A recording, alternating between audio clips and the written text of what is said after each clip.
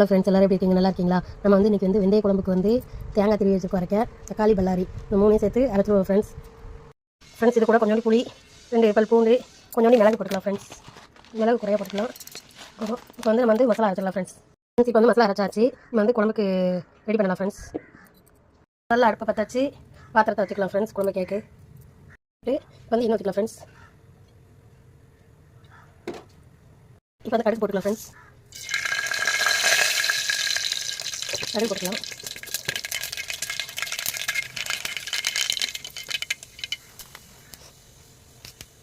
கொஞ்சம் கருவேப்பிலை போட்டுக்கலாம். அப்புறம் வெந்தயம் போட்டுக்கலாம் ஃப்ரெண்ட்ஸ். அடுத்து வந்து ஸ்லிம்மில் வச்சுக்கலாம் ஃப்ரெண்ட்ஸ். வெந்தயம் போட்டுக்கலாம்.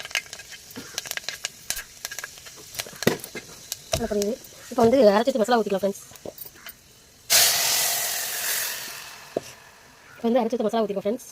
இப்போ வந்து பொடிகள் போட்டுக்கலாம். வத்தப்பொடி, மஞ்சள் பொடி, வீட்டுக்கு குழம்பு மிளகாய் பொடி அதுக்கு வந்து சேர்த்துக்கலாம் ஃப்ரெண்ட்ஸ். சேர்த்துக்கிட்டு கிண்டி விட்டுக்கலாம் ஃப்ரெண்ட்ஸ். கிண்டி விட்டுக்கிறோம் இப்போ ஃப்ரெண்ட்ஸ். நாங்கள் வேறு இங்கே நானும் எங்கள் ஹஸ்பண்ட் இங்கே குழம்பு வந்து கம்மியாக தான் இருப்போம் ஃப்ரெண்ட்ஸ்.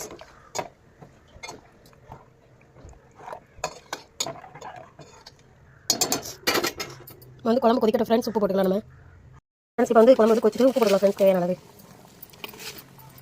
நல்லா வத்தட்டும் ஃப்ரெண்ட்ஸ். கொஞ்சம் கட்டியாகட்டும், நல்லா கட்டியாகட்டும் ஃப்ரெண்ட்ஸ். குழம்பு நல்லா வத்திடுச்சு.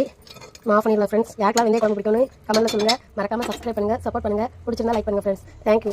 டெய்லியும் நம்ம வீடியோ வரும் ஃப்ரெண்ட்ஸ். தேங்க்யூ.